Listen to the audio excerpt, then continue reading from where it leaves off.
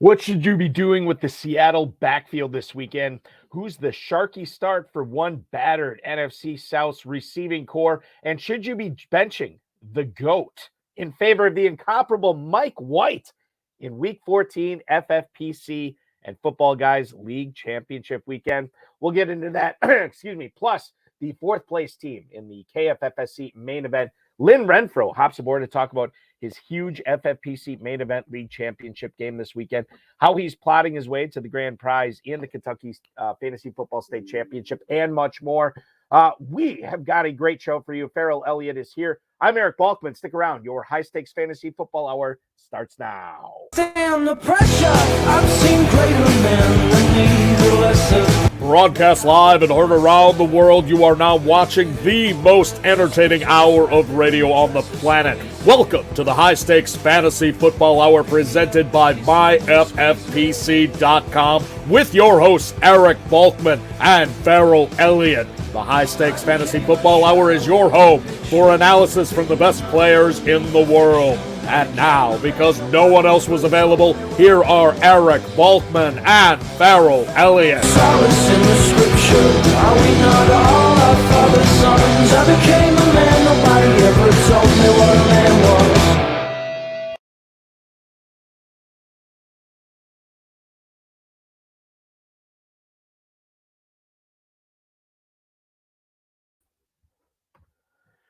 Thank you, Rob. Greetings and salutations to all of the Balkaholics and Farelliacs. Welcome to the latest episode of the High Stakes Fantasy Football Hour, presented by MyFFPC.com. That's the Fantasy Football Players Championship. I'm your slightly above average host, Eric Balkman. My co-host is the definitive commissioner of fantasy football, Mr. Farrell Elliott. Coming up on tonight's show, we'll be discussing which Titans tight end you want in your lineups this week, whether Zonovan, Bam, Knight should be starting over a running back, playing in a pretty significant, maybe an elite offense in the NFL, a running back in that offense, and much more. Plus, the fourth place finisher in the KFFSC main event regular season, and currently sitting in fourth place in the KFFSC championship round.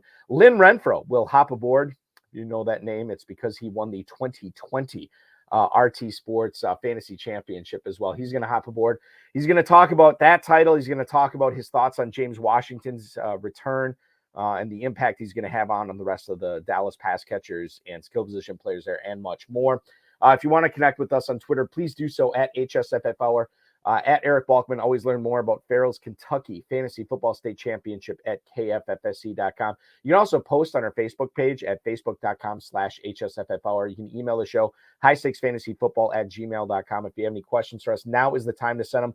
We'll try to get to all the chat room questions, tweets, and emails in the fantasy feedback segment coming up later on in the show. Thanks to our audio engineer and my best friend, Bryce, and of course, our producer and our mutual friend, Rob. Hey, play the FFPC Weekly Challenge. No draft or salary cap. Just choose 10 players or 12 players by Sunday's kickoff. Remember, only one player per team. $35 to enter or $200 to enter. If you want to play in a 30-team contest, you can do that. You want to play in a 100-team contest, you can do that. If you want to play in the 10-team contest, where you only have to beat 9 other players to win a 2023 FFPC main event entry, you can do that as well. Watch a RotoViz high-stakes lowdown this week with the Football Guys Players Championship regular season 10th place finisher Daniel Priestner. We got into a lot of good stuff on that program. That's available at rotoviz.com/podcast or the FFPC's YouTube channel, youtube.com/FFPC Fantasy. It's where you're watching this right now. Remember to like, subscribe, comment, share, and get notified. Want to bring in the co-host with the most. It is the incomparable Farrell Elliott. You follow him on Twitter at KFFSC. You check out the KFFSC at KFFSC.com. Farrell, happy Friday to you, man. Buddy, that is so good. And we're look who is also on screen directly behind you. Hi, darling. Yes. And it is so fascinating to see you again. Right. Say hi to Farrell, okay? Hi, Fairy. Hi, Farrell, okay? Hi, You got to go to bed. enough. Okay. Daddy, Yes. Mommy called and said we can't have the iPad. Okay, put your And iPad away. I will be right I upstairs, did. okay? And that you said we. I know. I understand. I have to do this show. I will talk to you in a little bit, okay? Say goodnight. Say goodnight to everybody. Hi, Say goodnight. baby. Say goodnight. Can you say goodnight? Okay, no.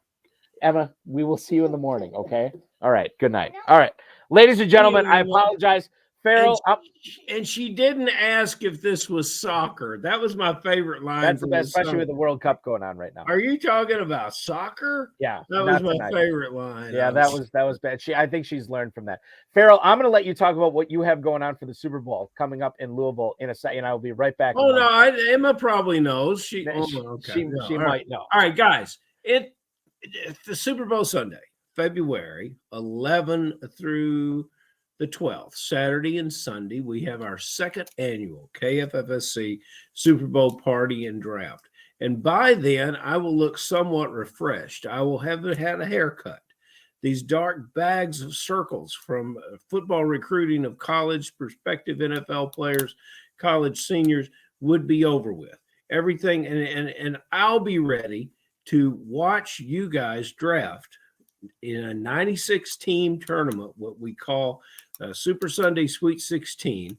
It's a fantastic tournament where you can win $5,000, a $2,000 entry fee, and money in your divisions. And it's not too early to start. We'll have all the rookies printed on stickers and ready to go on the boards. You can compete against Balky, who is now signed up to be in each league, drafting in each league during the Super Sunday Sweet 16. So we only have 96 spots.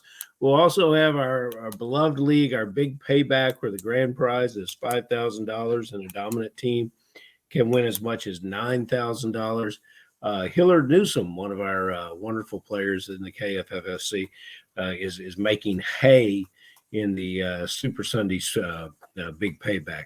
So just a snapshot of what has happened in the past and what is going to happen in the future. Balky, you put me on the big screen, and I noticed these big black circles under my eyes. And the fact that it's been a long week, buddy. It's been a very long week. Listen, you're not the hardest working man in the business for nothing, right? I mean, you can only work so hard and not show how hard you're working. It is. I talked to a mentor, a high school football coach, and a mentor of one of the players I'm recruiting, and it was close to a 2-hour conversation. It was the most fun that I've had this year in recruiting battles. So yeah, it has been a long week and a lot of caffeine, and the caffeine right now is not working. But you know what? I'm ready to talk about fantasy football. Well, we got a great guest coming up, so that's going to energize me. It should energize you as well. It's going to energize everybody watching this with Lynn Renfro coming up in about 7 or 8 minutes too. Wonderful. So let's get into some of the stuff that I wanted to get to before the show really gets going. Okay. Alex Van Pelt, the former quarterbacks coach for the Green Bay Football Packers, now the offensive coordinator for the Cleveland Browns. He said he wants to stick with Deshaun Watson under center for the remainder of the season, according to a report on Cleveland.com. Now, he was asked about whether they might turn back to Jacoby Brissett in a game, quite frankly, they have to win to try to get to the playoffs in Cincinnati this week. Watson, as you remember, is the highest paid player in the NFL. Van Pelt said, I think you always have the ability to call the game for Jacoby. That's the easiest part. I don't see that happening. That's always easy to get to. Now, Kevin Stefanski this week, the head coach for the Browns, he wouldn't even entertain the possibility of benching Deshaun Watson. Remember, he played against a horrible Houston defense last week, and the Browns won, but it was behind the strength of 2 defensive touchdowns and a special teams touchdown. Right.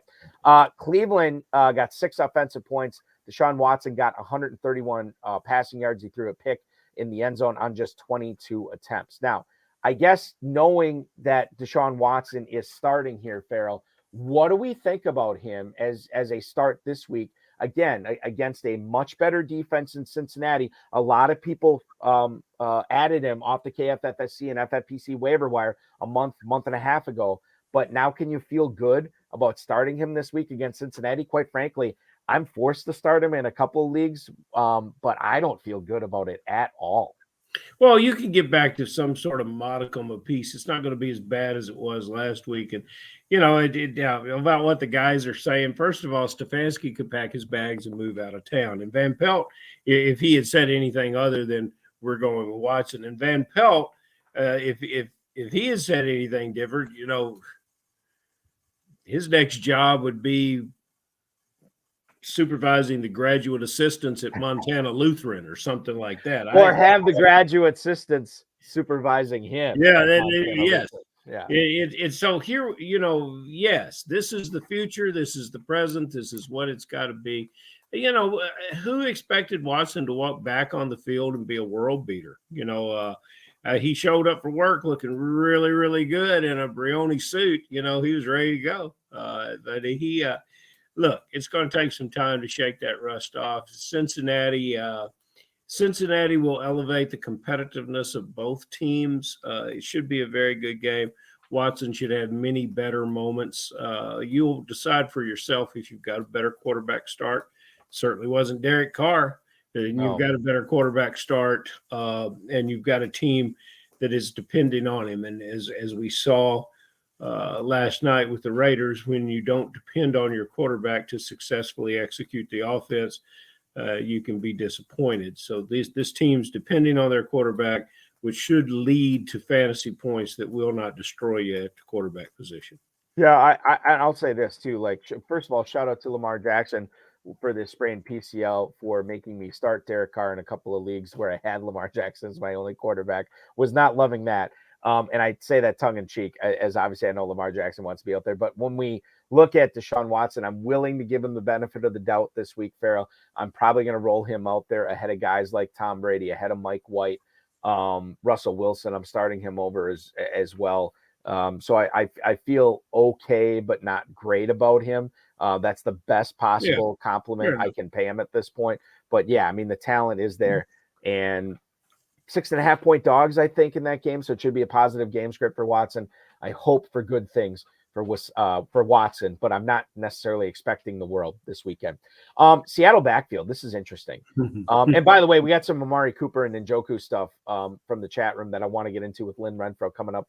We'll get to that question with him in about 20-25 minutes. Travis Homer was upgraded to full in yesterday's practice. He also got another full practice again today. Ken Walker, DJ Dallas, I believe, are game time decisions, if I remember correctly, after practice today. Tony Jones played in week 13 when Homer was not out there. But Farrell, I think that, again, it's a 4:25 start. So this is kind of fuzzy that, when we got to figure out what we're doing here with this. But I think that the thing is, if you have Homer and Walker, you play Homer if Walker's inactive, you play Walker if he's active. I don't really want to mess around with any other Seattle running back other than those two this week. Okay, fair enough. Homer is a career pass catching special teamer.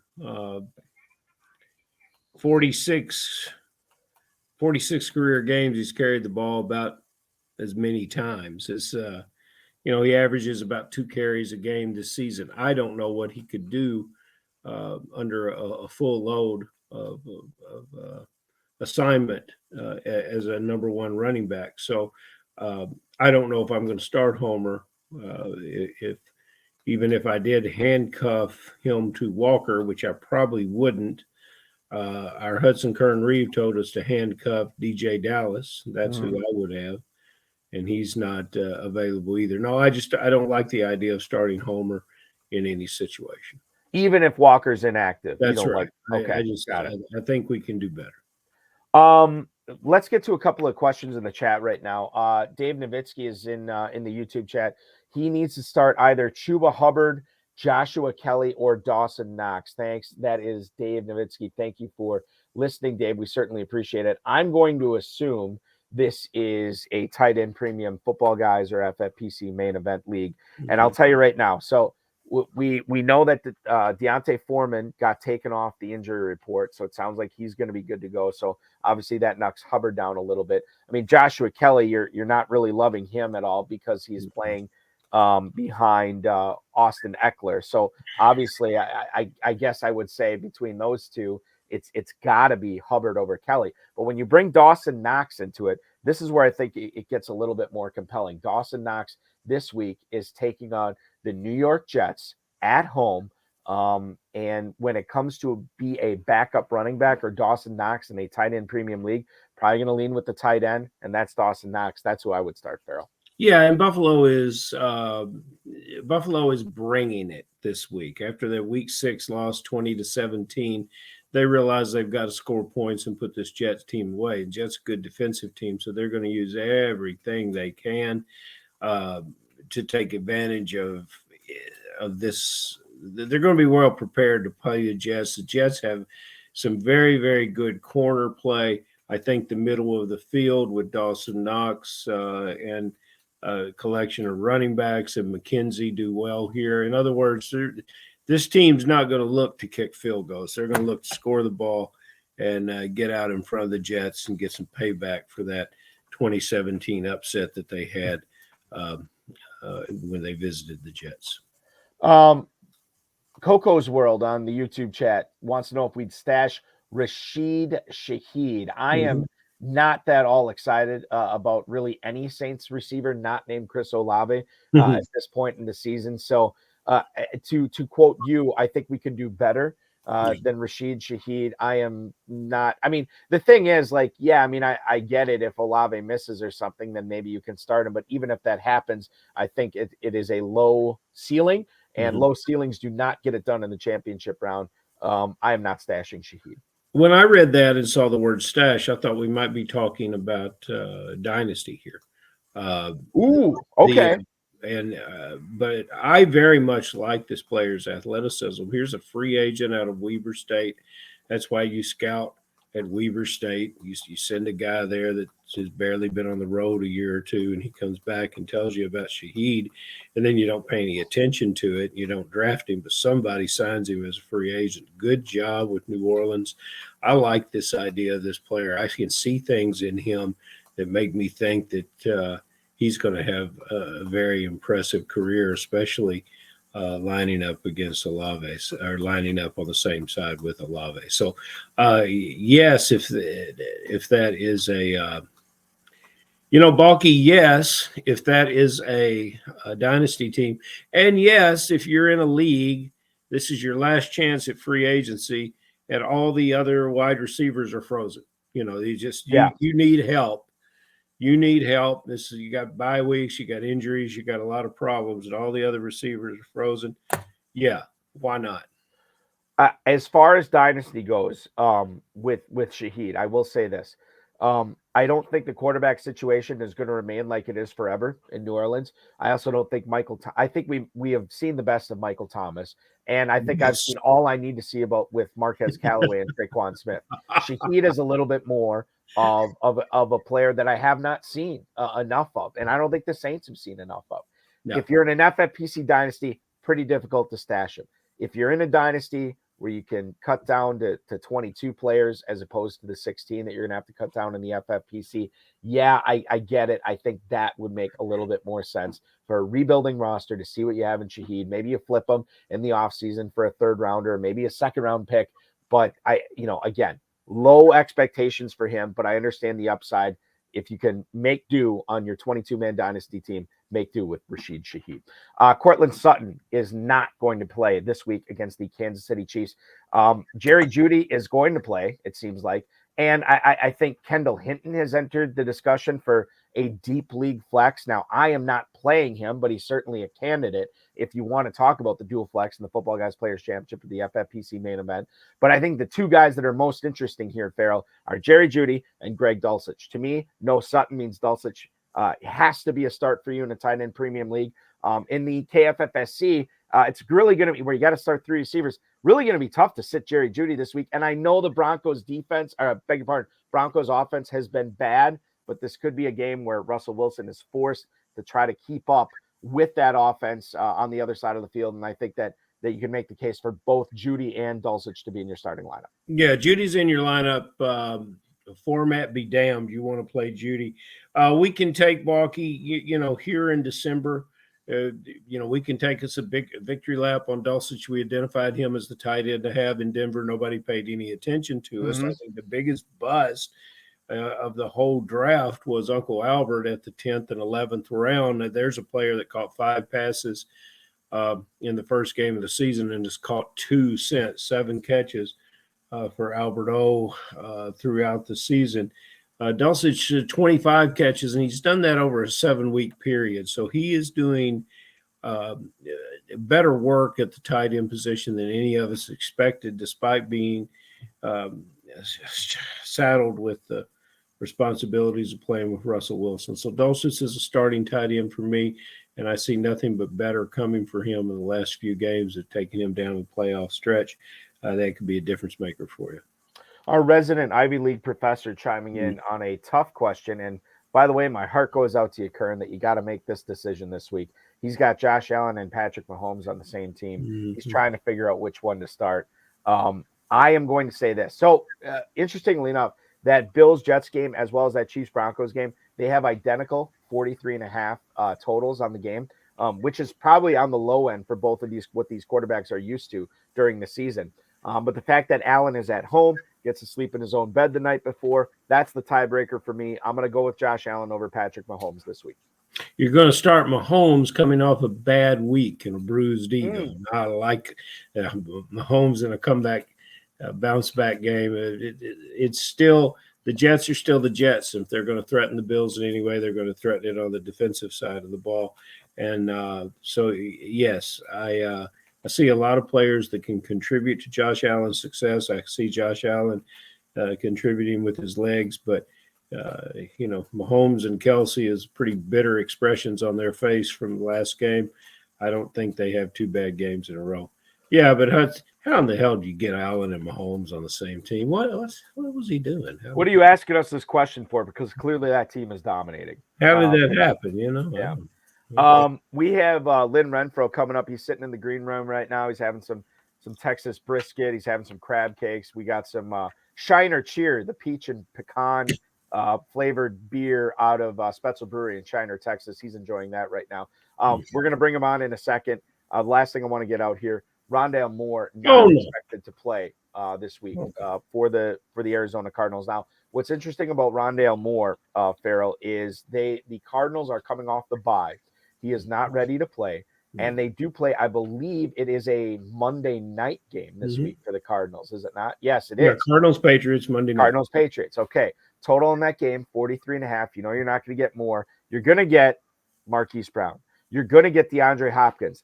Do we stop there on startable receivers, or does Mr. the pride of Wake Forest, Greg Dortch, enter the conversation at all? Well, we had to apologize to the listeners because we talked about Dortch in a way that was not respectful to fantasy football. Right. Balky, can you see the Patriots getting to a 10 to 14 point lead and then just letting the Cardinals take what's underneath, shut down the other two? I don't necessarily see that. I don't think you can ever shut down Hopkins, but Dortch has 34 catches on the year. 25 of them have come in 3 games. On a loss to Kansas City, 44-21. That game they lost to the Rams, 20-12. He got 9. He also got 9 against the 49ers when they lost 38-10. He gets balls with the defense is letting them have what's underneath. He averages about 8 or 9 yards a catch. He runs hard with the ball, but these are not contested catches. And I don't like to use the word garbage time in football, but these are what the defense is going to let you have. And they don't want to let Hopkins have anything. They don't want to let Brown have anything. So, Dortch will probably be open. He'll probably catch some balls. It's not the way I want to play in week 14, but I might have to based on how many teams on bye, Balky? 6? Yeah, 6 teams. 6 teams on bye. The bye-apocalypse going on this week, final bye week of the season. I know I said one more thing. I'm going to get to one more. Coco's World wants to know, do you start Brandon Ayuk even with Jimmy Garoppolo out? Brock Purdy, good article about him. I think it was The Athletic this week. This guy does not act like Mr. Irrelevant. He plays with the fire and chutzpah of 1,000 Brock Purdy's, which is pretty impressive. So I think Ayuk is still startable, but I kind of want to look elsewhere. I don't feel real confident about Brandon Ayuk with Brock Purdy, especially considering they already still have McCaffrey, Deebo Samuel, George Kittle. It's a tall task to start Ayuk, even with Jimmy Garoppolo and all those other playmakers. I think Ayuk does about the same thing he would do with Garoppolo because in reality he is a number one receiver with this team. Would you say he's the number one receiver based on where Samuel lines up? Pretty close, yeah. The thing about Purdy is when he was in college, he would show a really good game. He would flash a good game, and then you would go back and watch the next game, and he would be woefully inconsistent. But he got good quarterback coaching leading up to through the combine and going through getting ready to camp, getting ready for camp after the draft. And his coach, Will Hewlett, his quarterback coach, good friend of mine, raves about him and has had positive input into the way this player approaches the game. I think this player is ready to do a credible job. And when you're surrounded by this kind of power, this kind of offense, and those kind of players, you can do a credible job. So I'm not going to worry too much. I'm going to go ahead and start my Niners the way I want to start them. Yeah, interesting take there, and the way you framed it too. I think we can feel a little bit warm and fuzzy about starting these Niner skill position players, maybe more so than I initially thought. Never underestimate Brock Purdy.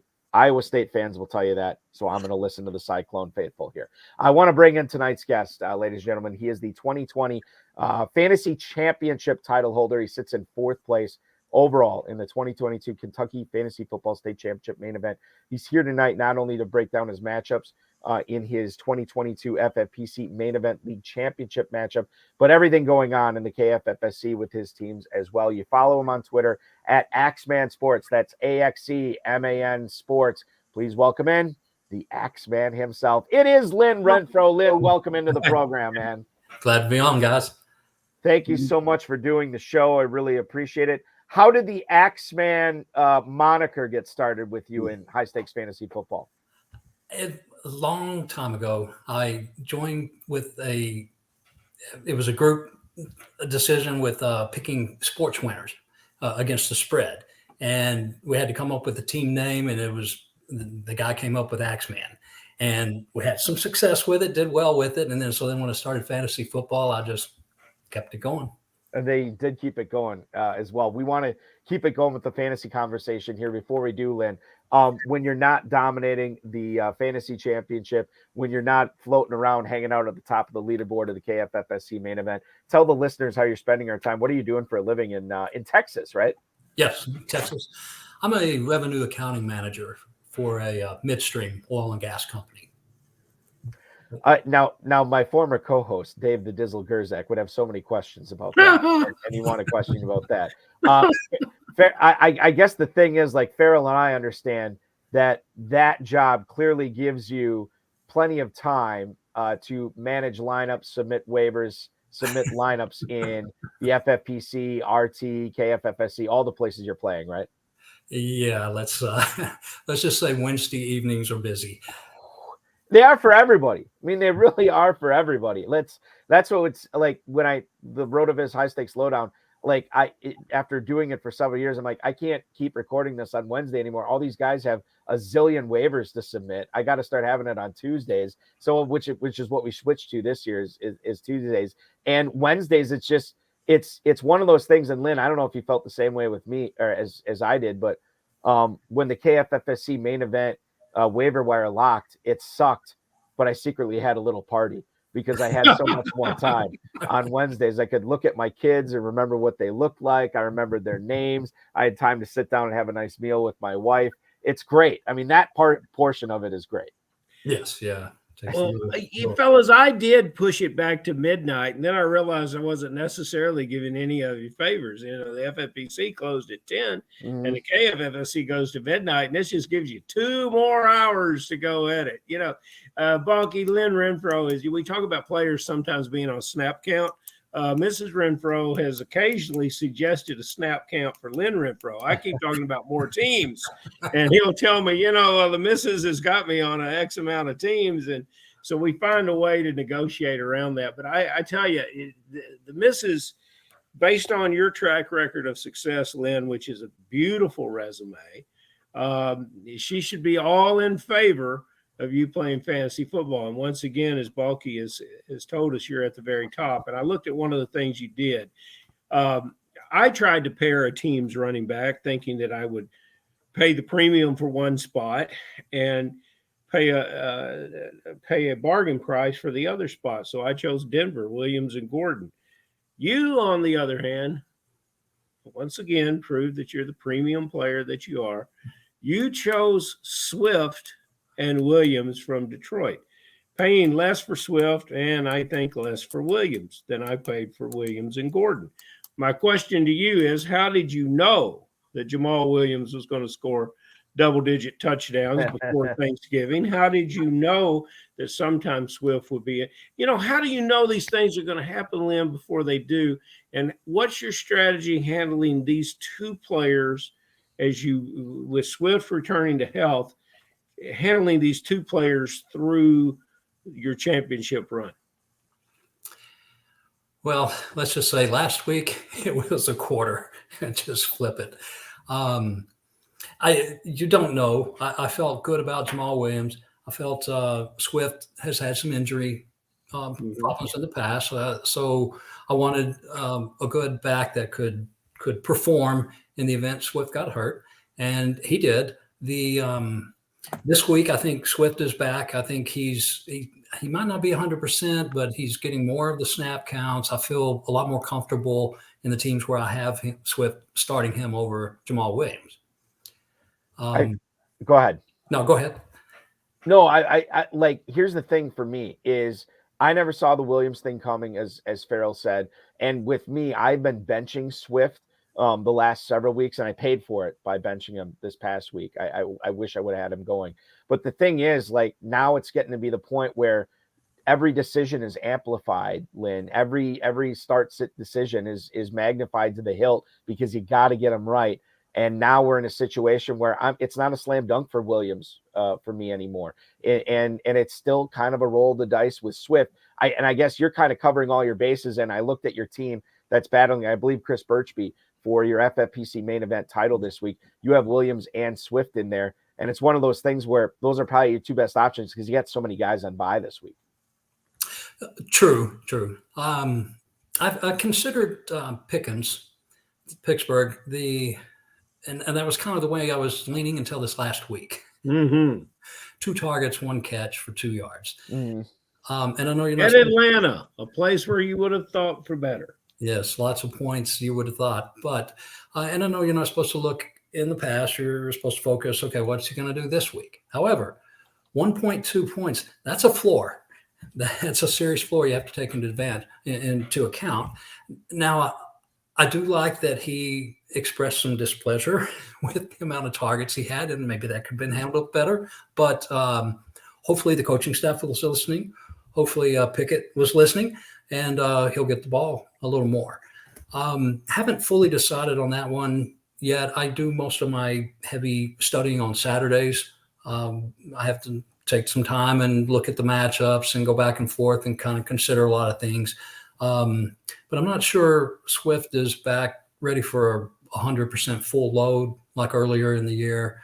I think I like the Detroit Minnesota game. I think there's going to be a lot of points scored. Yeah. You can start players on both sides and do well. I think it's a little doubtful on Williams. His yards per carry could be better, but he finds the end zone.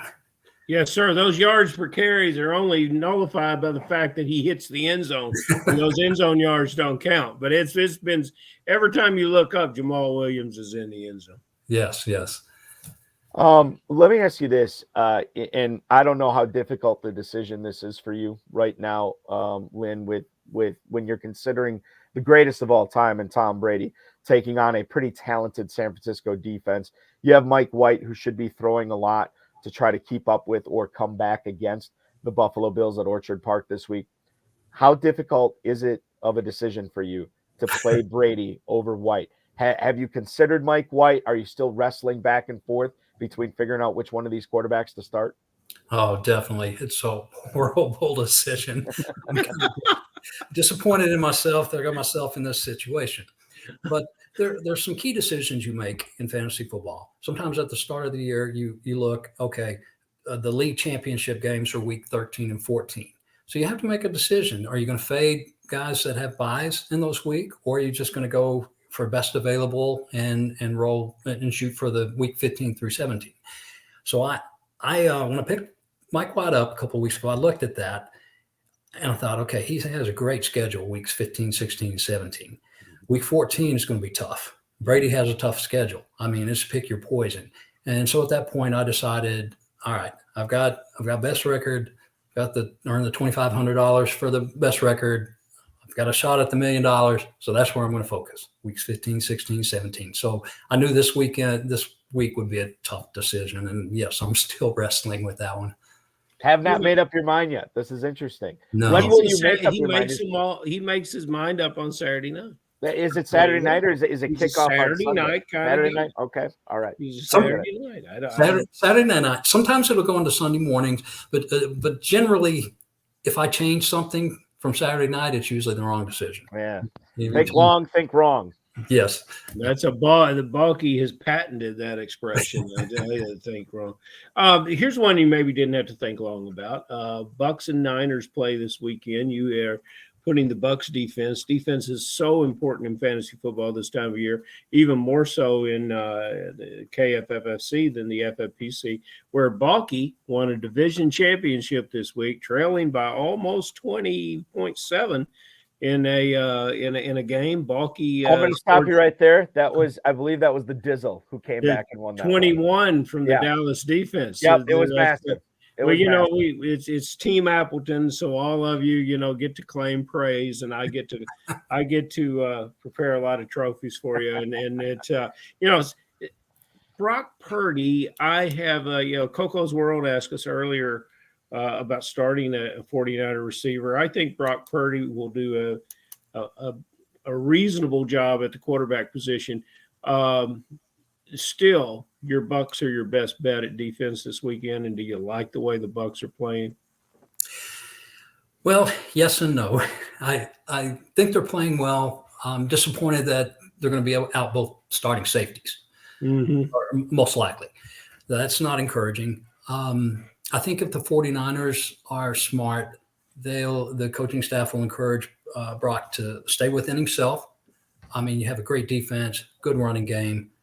Throw passes to McCaffrey out of the backfield. Figure out how to get the other playmakers involved. I think Kittle will have a good game. How to get the ball in Debo's hand. But without taking a lot of risk.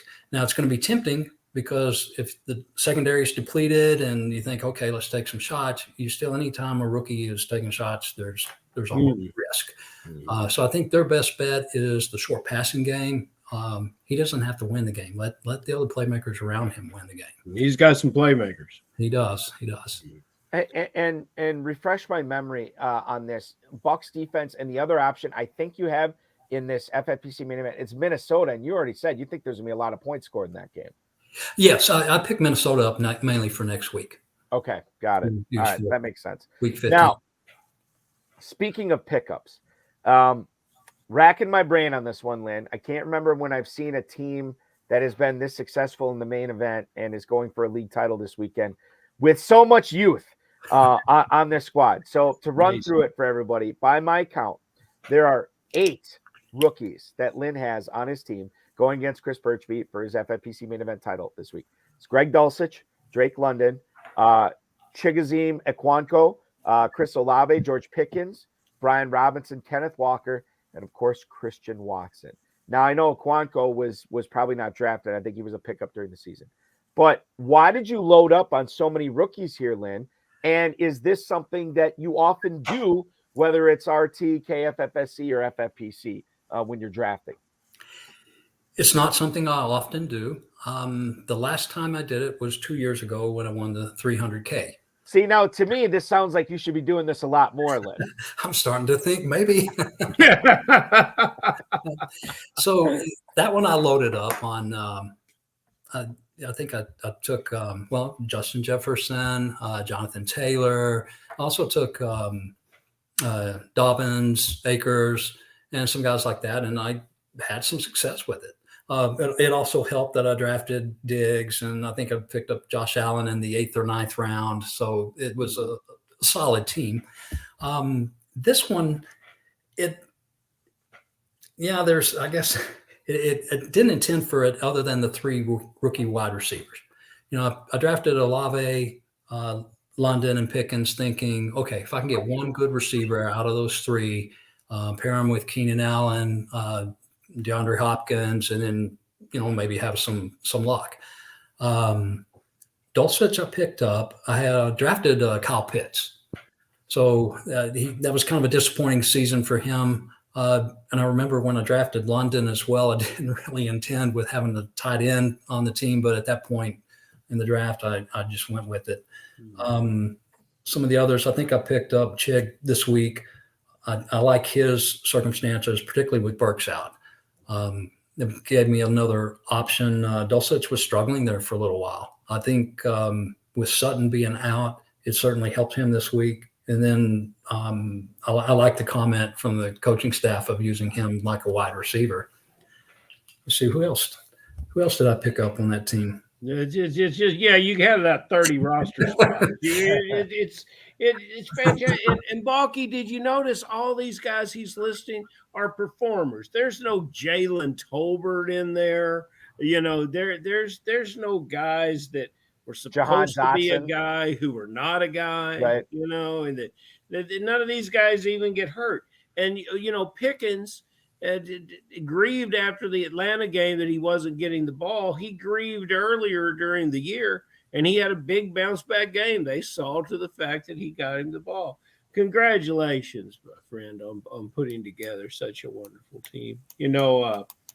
You Texans have a very special place in my heart when it comes to football. We got one on the message board that keeps that going, and we have a number of guys that come up from the great state of Texas to play in the KFFSC, and then I always see the crew out in Las Vegas at Planet Hollywood.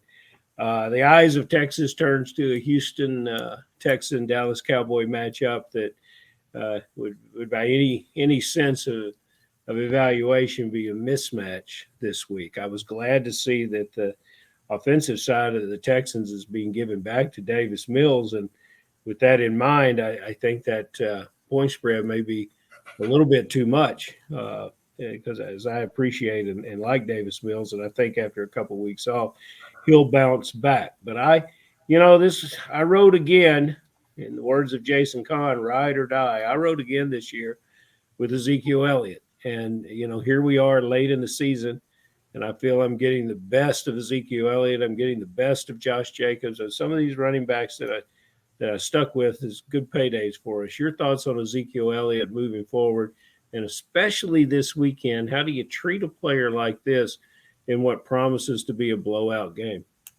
Oh, you start him. Absolutely. I think both Cowboy running backs are good options this week. Sometimes it gives me pause when there's a big point spread. If the Cowboys were playing the Eagles next week, then I would be worried about a trap game, and they're looking past it. But they're facing Jacksonville. I think, or I'm hoping they'll mean business. I think I like both running backs in this one. And there have been some weeks in my Kentucky State Championship League that I've benched Zeke some weeks as flex, where I've had a lot of options and went back and forth. And then I finally looked at it this week, and I thought, you know what? He's just scoring every week. He's just solid. And if you can get 15, 18, 20 points a week out of a flex, I mean, that's just awesome. Mm-hmm. Lynn, are you a Cowboys or Texans fan? Who's your allegiance to in the NFL? I'm a Cowboy fan. Okay. Jerry hasn't made it so fun for us, but an interesting story. When I first started playing fantasy football, I didn't start winning until I went a couple of years. I was not drafting any Cowboys. I just took all the emotion out of it, wouldn't draft any Cowboys, and I did well. And once I figured out how to draft with my head and not my heart, I was okay. So now I can take Cowboys. But well, so now we not only have Lynn Renfro, but we have our resident Ivy League professor Hudson Kern-Reeve in the chat, also a big Cowboys fan. So America's team, it truly is, on the High Stakes Fantasy Football Hour tonight. Now, this is something interesting, Lynn, that I wanted to touch on earlier with Deshaun Watson coming off a bad game. He gets Cincinnati this week. Now, the latest that I have on his number one wideout, Amari Cooper, who actually hurt himself. He hurt his hip in practice on Thursday. He is officially listed as questionable. He did not play practice Friday. So he certainly seems like he's on the doubtful side of questionable. If he does miss this game, is David Njoku a must start in tight end premium leagues. And you have to make room for Donovan Peoples-Jones in your lineup as well, no matter if it's FFPC or KFFSC. Well, I think certainly the tight end is a definite start. It's a tough matchup, and I think anytime a player's doesn't practice on Friday, that's not a good sign. I don't know that I would force it if given with 6 bye teams and injuries. Certainly a viable start, but I don't know that I would force Peoples-Jones into the lineup. Just my personal opinion. Farrell, where do you stand on DPJ this week? Is just a matchup thing for you? Yeah, I'll be forcing him into my lineup because I didn't draft 8 outstanding rookies. He's my number 2 receiver. And, obviously I'm going to have to spend Saturday night and Sunday morning saying my prayers. But, no, I really like the player. I see the player's skill set. And, yes, force is the terminology. I'll look some other places, but I believe that I avoided the Mac Hollins bullet, which makes me want to run with the Donovan Peoples-Jones bullet. I think I already made that decision. And it makes sense. I mean, like I've even before this, like last week in one of my league championships in Kentucky, I started Donovan Peoples-Jones just out of necessity because I had some injury issues. I had a bye week issue as well. He returned the punt for a touchdown, had 2 long catches. I mean, can't ask for much more than that. Maybe we'll be hoping for more than that in the Bengals and Browns game this week, because that is a matchup that should bode well for Donovan Peoples-Jones. A matchup, Farrell, that does not bode well for Rachaad White is this weekend against the San Francisco 49ers. Well, before we get back to that one game, sure. I want to say something. When you see those long striders returning kicks, it sure does look great. Yes. Instead of those choppy little 5'8" punt returners, when you see those long striders, it just fills up your fantasy board with happiness. Fun fact, according to what's the Amazon stats we always get? AWS or whatever. Amazon. I don't know. I think that's a RotoViz thing. Maybe it's a RotoViz thing. Here. But according to the RotoViz advanced metrics on Christian Watson's end around 46-yard touchdown run, he only took 4 steps in 46 yards. It's unbelievable. I was shocked as you were, but if you go back and watch the tape, 4 steps on that. It's true. 1, 2, 3, 4 touchdown. Yeah, he's fantastic, Balky.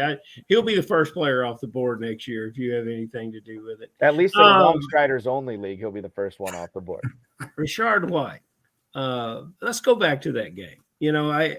One of the great things about getting Fournette over the last couple of years has been his durability. And now with the hip, you got to have a lot of want to play to be able to stay on the field with a hip. He's getting to that point in his career where even in practice he can get things banged up. What do you think about White against this 49ers defense? If you have handcuffed the veteran, which fantasy owners are likely to do you put White in the lineup? I really loved what I saw in that comeback win for Tampa, and I'm kind of excited about this player's future, Lynn. Yes, I think he has a bright future. I did cuff him on the leagues that I selected Fournette. I like White this week. It's a tough matchup running wise, but I think Tampa Bay is going to have to throw. Brady's going to have to be throwing the ball, and I think that means lots of catches to the running back out of the backfield. And Fournette's not playing. I like White's prospects this week.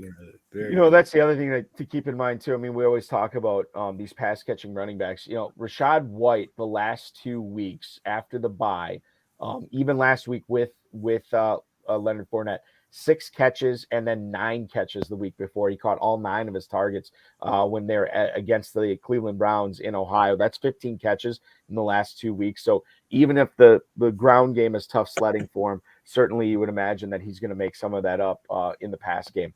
Let's get to a couple of emails here for you, Lynn. Tom in Centennial, Colorado. What do you think James Washington does to CeeDee Lamb, Dalton Schultz, Michael Gallup, and Tony Pollard going forward? Appreciate you, Lynn. That is Tom in Centennial, Colorado, who we appreciate for watching and sending in that email.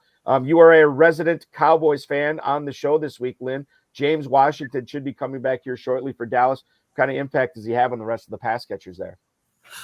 I like him. I think he'll have. I mean, it's hard when you have CD, Schultz, Gallup is coming on strong, and then of course both the dual running backs. So there's so many weapons there.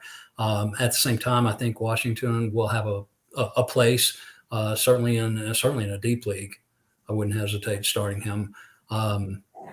I don't know about, and I consider that too with waivers still running. One last waiver wire. Do you rush? Do you run out and get him in a league with a lot of injuries and buys? But I don't know that I would feel that confident, to be honest. But I think he will make some plays. I think he will add to that offense. I think he'll lead all Dallas Cowboy receivers in giving other receivers a high five on the Good job. Bravo, my friend. Bravo, Farrell.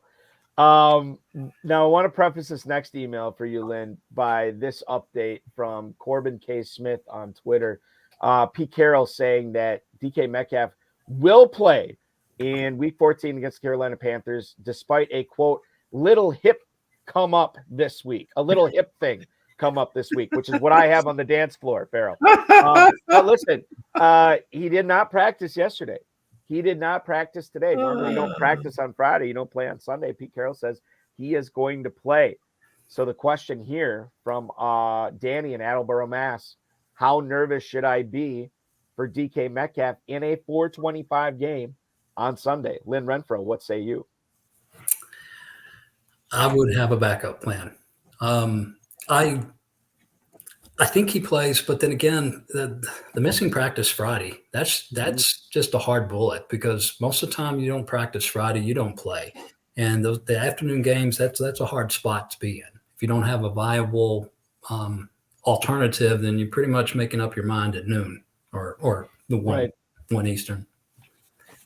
And there's not, I mean, if you look at the backup plans that could present themselves to you in those late games, you have Kendall Hinton in Denver. I mean, obviously, you could look at Carolina if you want to go with Terrace Marshall. Maybe you go with God. Guys, I don't feel great about this at all. Looking forward to it. Like, there's not a whole lot to love here. Sherfield in Miami plays Sunday night. I don't know if you're going to have DeAndre Carter in Los Angeles on Sunday Night Football, maybe. Now, Jacoby Myers, I don't know if he's going to play on Monday Night Football. And if that's the case, then there's maybe some Devontae Parker upside there. And obviously no Rondale Moore. We talked about Greg Dortch earlier. There is something there. Not saying you have to play these guys, but at least have them on your roster, as Lynn said, just so you have a backup plan where you don't have to take a zero while making up your mind at 1:00 that day. Farrell, final question for Mr. Renfro today. You just threw out so many names that it makes my question about sleepers completely devoid because you cannot use a name that has been previously used in the show, Lynn. So Balky has come up with players that may not even get a jersey on Sunday and mentioned them as possible guys to put in your lineup. Lord, this week 14, 6 teams on by is a difficult thing. Lynn, we look to you, the gentleman from Texas, to give us a sleeper. And then we also want you to give us a guy that all FFPC, KFFSC players will put in their lineup without thinking about it. But you in your wisdom would know that player is a likely bust. So a sleeper and then a frequently or universally started bust. That's what we need from you, Lynn Renfro.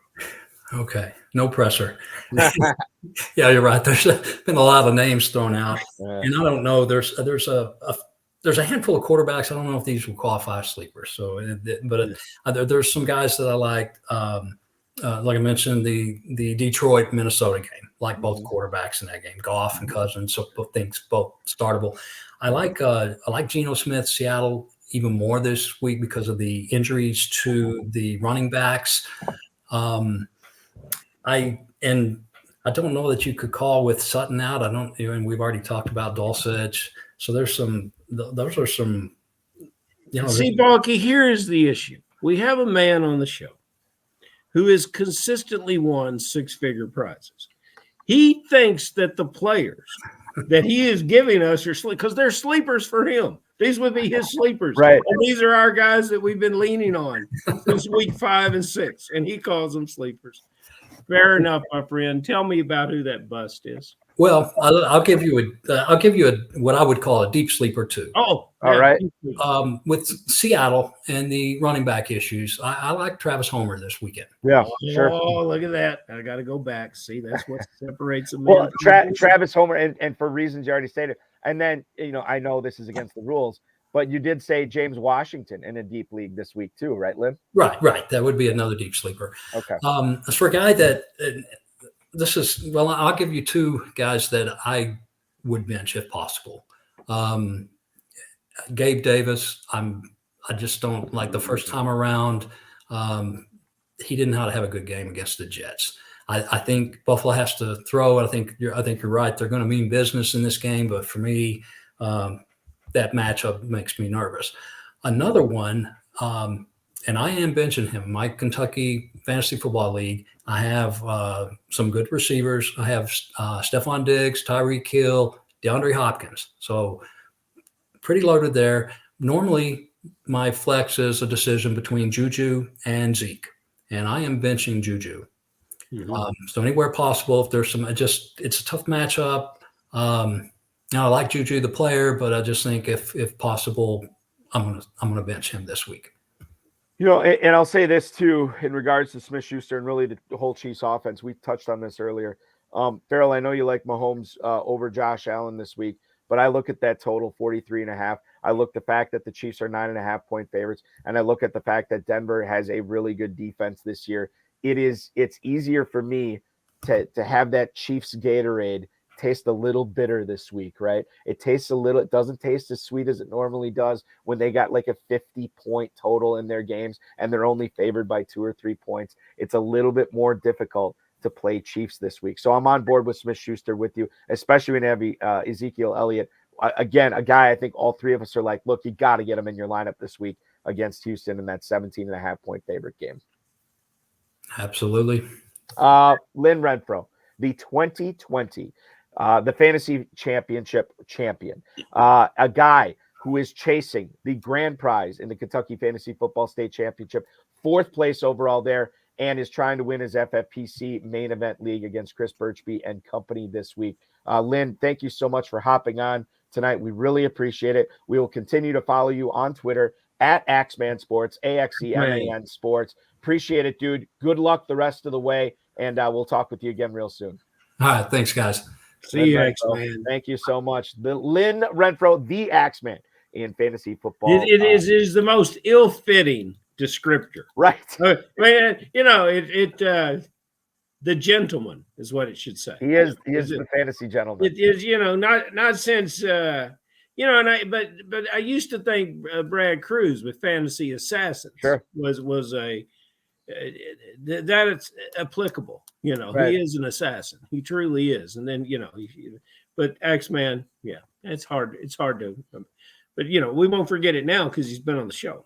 And I remember hanging out with Lynn in Vegas for sure, at the viewing party, and he's a gentleman. That's the best way to describe it. Super nice, very friendly. You would never hear him come up to you and like, "Oh, Lynn Renfro, good to meet you. By the way, I'm the Axeman Sports on Twitter." It says you would never believe him. You're like that's some sort of lie because that does not match up with what type of person you are. So awesome that he came on. Really appreciate him. I appreciate all the listeners that sent in some emails this week. We're up against it. I think we'll get through all 4 of these here that I've chosen for the show. Sean in Chico, California. What's up, Farrell and Bulky? Which is the correct Titans tight end this week? Chigoziem Okonkwo. Farrell, if I'm butchering that name, let me know. That's good enough. Okay. Or Austin Hooper. Thanks, gentlemen. That's Sean in Chico, California. Which one do you like? I mean, I can't remember who I was talking to about this, but they said Austin Hooper is the type of guy who you just hope he catches it and falls in the end zone. So maybe a little bit of limited upside there, but Okonkwo maybe offering a little bit more talent and athleticism after the catch. I think about Malik Willis's first completion as a Titan this season. Okonkwo looked pretty good on that.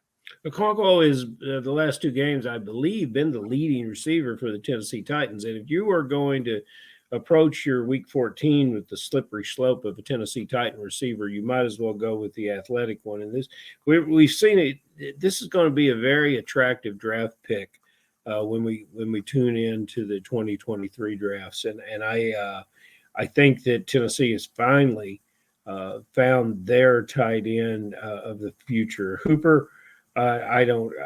He's squashed more dreams of fantasy players than any tight end I could imagine. So yeah, he's good. Put old number 85, the athletic Okonkwo in your lineup. 3 for 35 for Okonkwo in Week 12 against the Bengals this past week. Against the Eagles, 5 for 68. So maybe he is indeed coming on. That is who we both say. It's unanimous. Steve in Pittsburgh. Hi, guys. Assuming Trevor Lawrence is active this week, do I start him over Daniel Jones? I feel like Daniel Jones comes up at least every other week on this show because I don't know what to make of him. Sometimes he's good, sometimes he's bad. I would assume he is worse than Trevor Lawrence this week because I'm going to play Lawrence at Tennessee over Daniel Jones against Philadelphia, even though Daniel Jones should be throwing a lot in the second half of this game. Daniel Jones looking for a statement win in his career. He's a player that really looks the part of an effort quarterback. He's also got I'm not exactly certain where we are with Barkley right now, but I've heard some rumblings that Barkley is not 100%. I look at those receivers in New York, and it's easy to take Trevor Lawrence in this situation. Trevor Lawrence can disappoint you. I don't think he will this weekend. I will say this about Saquon Barkley. Brian Dable saying yesterday that he hopes Barkley can play with the neck injury against the Eagles. He's officially listed as questionable. Did not have a non-contact jersey on. So it was a normal practice today. Ralph Falciano, who covers the Giants for Fox Sports, says, quote, his understanding is the injury isn't serious and he is expected to play. So Barkley, maybe not at full strength, as you pointed out, but he should be out there. Let's go to Greg in Minneapolis. They play each other this week. So who do I go with? James Cook or Bam Knight? You're the men. That is Greg in Minneapolis. We are the men. Thank you, Greg. And we thank you, Greg, for writing in on this. All right, so James Cook, again, I can't remember if we talked about this, Farrell. I think we might have talked about this last Friday. Yeah. Cook actually had the better fantasy numbers than Singletary last week, but it wasn't by much. But Singletary had the snaps on him. He actually was out on the field more than Cook, despite Cook's breakout performance. Now, Knight is a guy who's looked really good the last couple of weeks. And even though Michael Carter is coming back, we already heard from Robert Saleh say on Monday, like, look, even if Carter's back, Knight is not going anywhere. So I would imagine he figures into the game plan. I actually like him a little bit better, despite the negative game script. I think I like him a little bit better than James Cook this week. Yeah, you're not going to take a 90-yard rusher with 5 catches out of your lineup and just say, well, the Carter's back. Carter, right. Carter's a contributor back more than a lead back. Knight seems to have taken this opportunity and made it his own. There's a lot of tools at Buffalo. I continue to say that Buffalo feeds the hot player, and that's where I think Cook has been. Cook 6 catches. McKenzie's in the same boat. I think if they can get the ball to McKenzie, they keep going to McKenzie. I like that about Buffalo. But in the Jets situation, they have everything's new, everything's fresh with a new quarterback. He's proven that he can hit this running back with check down passes. I'm going to go Zonovan. Okay, yeah, and we're of one mind there. Let's see if we're one mind on this last email. But it's close. It's close. Yes, I get it. And I don't want to make it seem like it's a runaway for me too. Yeah. I mean, I did have to think about it, but I'm gonna lean towards Knight. Mark in Lyndhurst, New Jersey. Should I roll with the resurgent DJ Chark or hope for the best with Isaiah McKenzie? Thank you, Mark in Lyndhurst, New Jersey. So we already talked about McKenzie. His Bills team is hosting the Jets this week. DJ Chark, and Lynn brought this game up a couple of times when we're talking to him. DJ Chark is going up against the Minnesota Vikings. The 5-7 Detroit Lions, God bless them, they're a 1.5 favorite over the 10-2 Minnesota Vikings. I'm sorry, Vikings fans. If you need any more proof that your team maybe isn't the rock solid 10-2 you think they are. That is evidenced by our friends in the desert right there. This past week in that Jaguars game, it was a revenge game actually for DJ Chark. 5 catches, 98 yards. I'm going to roll with him this week in what I think is going to be a high-scoring game. Certainly seems like Jared Goff has eyes for him. I'm going to go with Chark over McKenzie, Farrell. They've done it without Chark all year, despite the fact that they did it with him last year. He's had a very how many catches does he have this year, Balky? If you can pull that up very quickly, because I think we're still less than 20 catches on this player for the season. McKenzie, again, those Jets corners are strong. I like over the middle. I like underneath, and that's what McKenzie is for Buffalo. So I'm gonna go with McKenzie here. You're gonna go with McKenzie. I get it. Chark has actually missed half the games this year. He's missed 6. He's played in 6. He's only got 14 catches on the year, so he still is shy of 20 catches. So I get it. And I think you can make the case for McKenzie. Again, I said this with Daniel Priestner when I had him on the Road of his High Stakes Lowdown Tuesday. I said, when I was drafting in Kentucky in July and June, and quite frankly, before that, August, everything, I was trying to get pieces of that Bills offense. And if you're going to tell me that you want to go with a piece of that Bills offense this week, hard for me to disagree, whether it's McKenzie or whoever. Hard for me to disagree in general with the legend, the definitive commissioner of fantasy football, Farrell Elliott. Check out the Kentucky Fantasy Football State Championship at KFFSC.com. Farrell, be good. Appreciate you. And let's do this again on Friday, man. See you then, brother.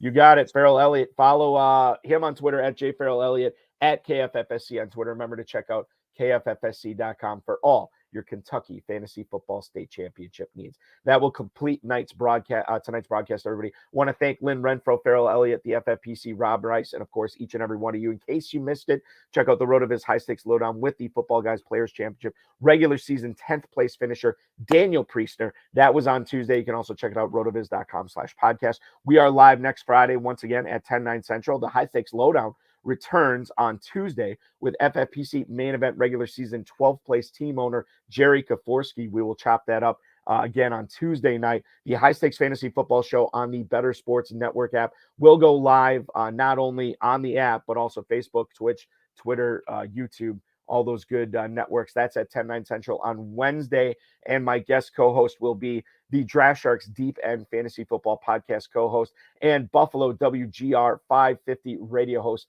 Mike Shope. He will join me for 2 hours, 10 to midnight Eastern time on Wednesday night. Play the FFPC Weekly Challenge. No draft or salary cap. Pick your 10 players if you want to play in the slim format. Pick your 12 players if you want to play with kickers and defenses. You can join for $35, $200. You can play in a 100-team format, a 30-team format, or a 10-team format, where if you beat the other 9 people, you will be in the 2023 FFPC main event for free.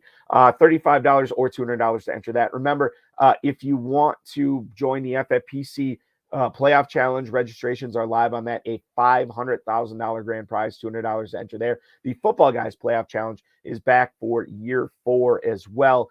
You can join that, just $35 to enter a $100,000 grand prize as well. Remember to like this video, subscribe to the FFPC YouTube channel, comment on this video, share the video with your friends, tell them how awesome it is, and then click that notification bell so you get notified. You won't forget to come in live on the Road of His High Stakes Lowdown on Tuesday night, as well as the High Stakes Fantasy Football Hour this coming Friday night. Thank you so much, everybody, for watching tonight. Hope you make it a great weekend, because it officially starts now.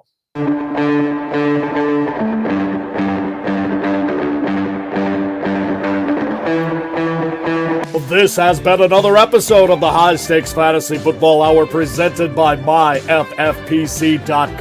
It was broadcast live and was watched around the world. Balky and Farrell will be back next week with more analysis, more interviews, and more advice from guests much smarter than they are. Thanks for watching, and we'll talk with you again next week.